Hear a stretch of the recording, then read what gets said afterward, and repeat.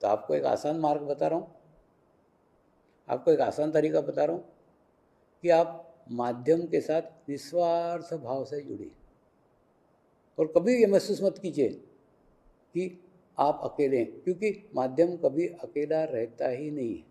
2400 घंटे लाखों पवित्र और शुद्ध आत्माओं की सामूहिकता में रहता है, तो आपको महसूस ही नहीं होगा कि आप अकेले हैं। आपको लगेगा मेरे साथ लाखों पवित्र और शुद्ध आत्माओं की सामूहिकता है। और जितनी अच्छी आत्माएं रहती है, जितनी शुद्ध आत्माएं रहती है,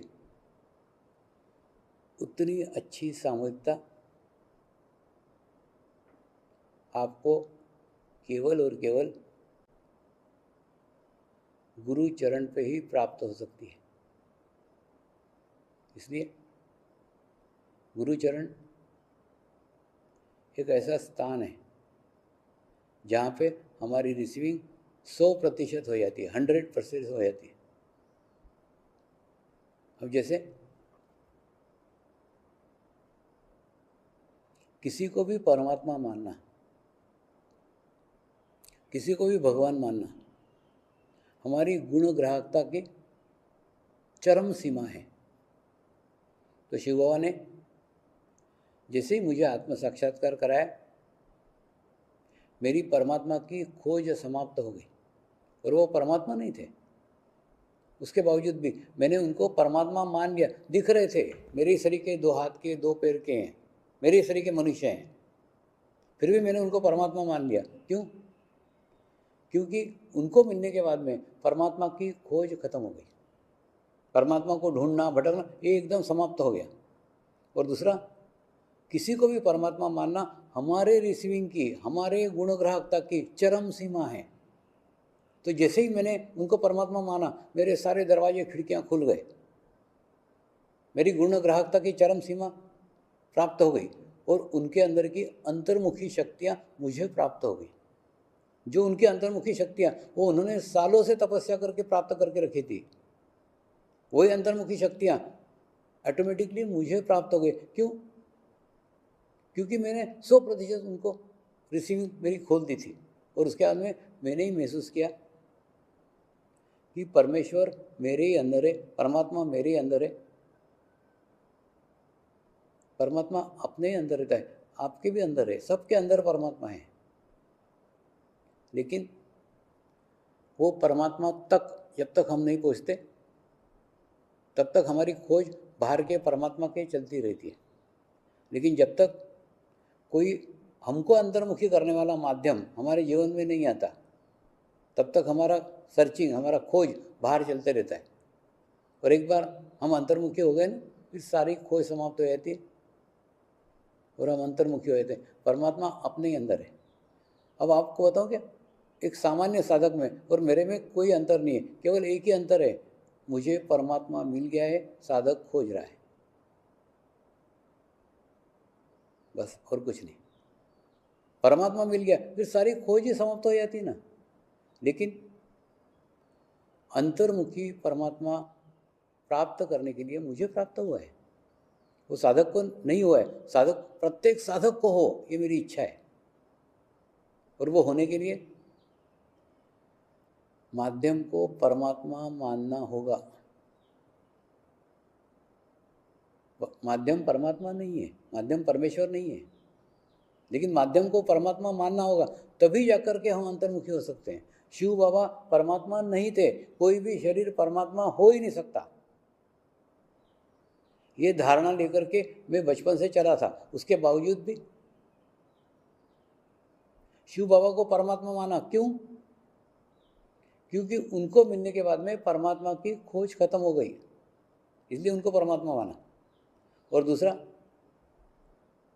परमात्मा मानना हमारे आत्म समाधान की चरम सीमा है। प्रत्येक मनुष्य का लक्ष्य परमात्मा की प्राप्ति है। और परमात्मा की प्राप्ति एक ऐसा दिव्य समाधान है कि वो समाधान मिलने के बाद में एकदम पूर्ण सेटिस्फेक्शन हो जाता है। फिर कुछ पाने की इच्छा ही नहीं रहती, कुछ रहने की इच्छा ही नहीं रहती।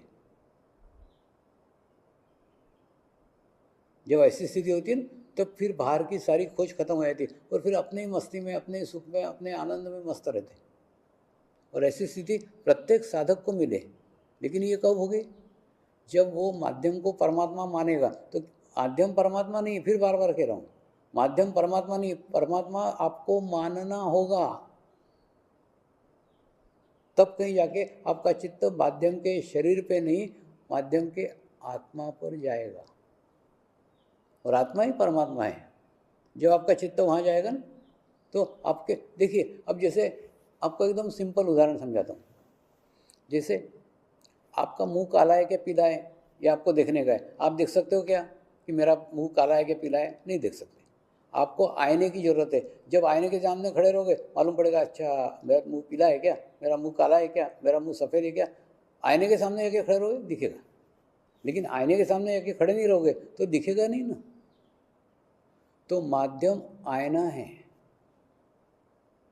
अगर आपको आपके भीतर के परमात्मा को देखने का है तो वो आईने के सामने जाना पड़ेगा। जब जाओगे तो ऑटोमेटिकली क्या होगा, तब अंतर्मुखी होगे।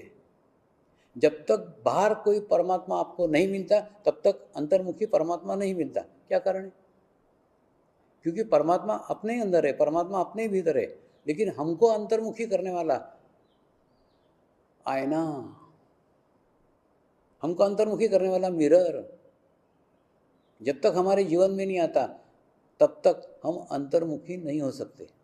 तो आपके और मेरे में एक ही अंतर है कि मैंने शिव बाबा को परमात्मा माना तो उनकी अंतर्मुखी शक्तियाँ मुझे प्राप्त हुई और मैं अंतर्मुखी हुआ।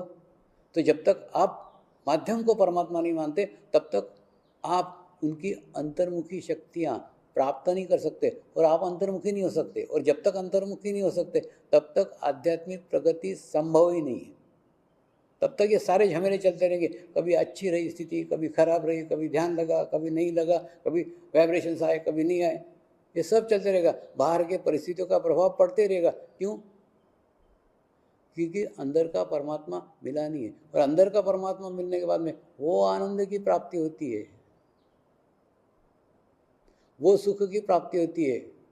वो सुख आत्मनिर्भर है। हुआ था ना, एक पुलिस अधिकारियों का शिविर लिया। एक पुलिस अधिकारी बोला, स्वामी जी भौतिक सारी सुख सुविधाएं मुझे उपलब्ध है और मैं मेरे जीवन में सुखी हूँ, तो मुझे ध्यान करने की क्या आवश्यकता है? मैंने उसको उत्तर दिया, तू भौतिक सुख सुविधाओं पर डिपेंड है। आज है इसलिए तू सुखी है, कल नहीं रहेगी तो सुखी रहेगा क्या? यानी तेरा सुख भौतिक सुख सुविधाओं पे निर्भर है। वो होगी तो मिलेगा, नहीं तो नहीं मिलेगा। लेकिन मैं तुझे ध्यान करने के लिए इसलिए बता रहा हूँ, वो ध्यान करने के बाद में तुझे आत्म सुख की प्राप्ति होगी। तू सुख के लिए किसी व्यक्ति पे निर्भर नहीं रहेगा। मेरी पत्नी मुझे सुखी करेगी, मेरे बच्चे मुझे सुखी करेंगे, मेरी लड़की मेरे को सुखी करेगी, मेरे पोते मेरे को सुखी करेंगे, मेरी पोती मेरे को सुखी करेगी। सुखी होने के लिए तू किसी के ऊपर निर्भर ही नहीं रहेगा। क्यों? क्योंकि सुख तुझे तेरे भीतर से प्राप्त हो रहा है, तू किसी पे डिपेंड नहीं है। कार मिलने से सुख मिल जाएगा, बंगला बनने से सुख मिल जाएगा, या अच्छा मोबाइल मिलने से सुख मिल जाएगा। ऐसे तू कोई वस्तुओं पे भी निर्भर नहीं है। सुख के लिए तू किसी चीज़ पे निर्भर नहीं है, तो आत्मनिर्भर है। सुख की प्राप्ति तेरे को तेरे भीतर से ही प्राप्त हो रही है। ऐसी अवस्था, ऐसा आत्मसुख, ऐसा आत्मानंद मैं जीवन भर महसूस कर रहा हूँ, और वही स्थिति आपको महसूस हो, ये मेरी इच्छा है।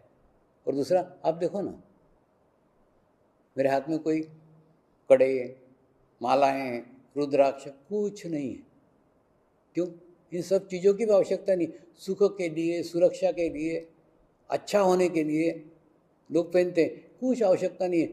परमात्मा के भीतर के एहसास के ऊपर संपूर्ण विश्वास है। परमात्मा मेरे ही भीतर है, मेरे ही अंदर है, मुझे कोई दुखी कर ही नहीं सकता। कोई वस्तु दुखी नहीं कर सकती, कोई व्यक्ति दुखी नहीं कर सकता, क्योंकि मेरी सुख की परिभाषा भीतर है। सुख का स्रोत भीतर है, तो बाहर देखने की, बाहर निर्भर रहने की आवश्यकता ही नहीं रही। तो ऐसी सुख की खोज, ऐसा सुख का आनंद जब आपको मिलने लग जाए ना, तो आपकी बाहर की सारी खोज खत्म हो जाएगी। ऐसा नहीं कि नहीं मिलता है, आपको भी होता है ना। कई बार कोई गुरु कार्य जब आपके हाथ से घटित हो जाता है, जो गुरु कार्य करते हैं ना उनको बड़ा अनुभव आता है, तो इतने आत्मीय सुख की अनुभूति होती है, इतने आत्मीय सुख की अनुभूति होती है जिस सुख का वर्णन ही नहीं किया जा सकता, बताया नहीं जा सकता। इतना अच्छा लगता है, खूब अच्छा लगता है, उससे आत्मा प्रसन्न हो जाती है, आत्मा खुश हो जाती है। हुआ था ना खूब साल पहले,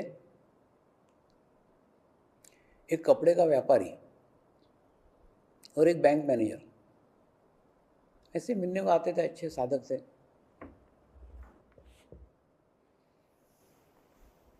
और वो दोनों बोलते, स्वामी जी आप 2-2 घंटे प्रवचन देते रहते हो, 3-3 घंटे प्रवचन देते रहते हो। वो कपड़े का व्यापारी बोलता है, स्वामी जी एक आधी औरत ना ज़्यादा नखरे करे ना तो हम बोलते हैं नहीं हमारे यहाँ नहीं है साड़ी को, मैंने जिस साड़ी को बेच करके 4 पैसे हमको मिल सकते हैं वो पैसे भी हम छोड़ देते हैं, लेकिन हम टाइम नहीं बर्बाद करते हमारा। आप तो 2-2 घंटे 3-3 घंटे करते हो, आपको क्या मिलता है? आपका तो कोई स्वार्थ भी नहीं है, फिर भी करते हो। मैं कुछ नहीं बोला, मैं मुस्कुरा दिया। फिर वो ब्रांच मैनेजर भी बोला, स्वामी आप भी क्या है इतना समय बर्बाद कर देते हो, वो दूसरा लोगों के समझ में आता है नहीं समझ में, आप तो बोलते जाते हो बताते जाते हो, आपको क्या मज़ा मिलता है? मैं मुस्कुरा दिया, कुछ भी उत्तर नहीं। फिर एक दिन क्या हुआ, वो बैंक मैनेजर ना उसके रीजनल ऑफिस में गया, और रीजनल ऑफिस में कोई तो रीजनल मैनेजर के साथ कोई ध्यान के ऊपर चर्चा हुई होगी। उसने रिक्वेस्ट करी इसको कि तू ध्यान का कार्यक्रम रखना यहाँ। तो मेरे को वो बैंक में कोई नहीं जानता था, उसके बाद में ये ब्रांच मैनेजर मेरे को वहाँ लेके गया, उसके बाद में वहाँ पे ध्यान का खूब अच्छा कार्यक्रम हुआ। उसके बाद में कार्यक्रम करके मैं वापस चला आया, क्योंकि मेरे को वहाँ कोई पहचान भी नहीं, जान भी नहीं, कुछ नहीं। उसके दूसरे दिन ये ब्रांच मैनेजर मेरे घर पे आया, स्वामी आज मैं मेरे जीवन में बहुत खुश हूँ। आज ना मैं बैंक में गया था तो बैंक के रीजनल मैनेजर ने मेरी खूब तारीफ करी, बोले आपके कारण हमको आत्मा की अनुभूति हुई, आत्म साक्षात्कार पता चला, इतना सरल इतना आसान ध्यान का ज्ञात हुआ। तो मैंने बोला कितने रुपए का खुश है? बोला नहीं नहीं स्वामी रुपए का नहीं, मैं तो जीवन में इतनी खुशी जीवन में कभी प्राप्त नहीं हुई, इसको रुपए से तुलना ही मत करो, रुपए से कभी मिल ही नहीं सकती। मैंने क्या, अरे पागल तू एक दिन ये खुशी प्राप्त कर रहा है, मैं तो जीवन भर प्राप्त कर रहा हूँ, मेरे को जीवन में वही खुशी मिलती है। तो इसलिए इस खुशी का वर्णन नहीं किया जा सकता। तो ये लोग गुरु कार्य करते हैं ना, उनको मालूम है क्या खुशी मिलती है। वो खुशी को कोई पैसों से तुलना नहीं की सकती, कोई भौतिक चीज़ों से तुलना नहीं की सकती, वो बाहरी खुशी है या आंतरिक खुशी है।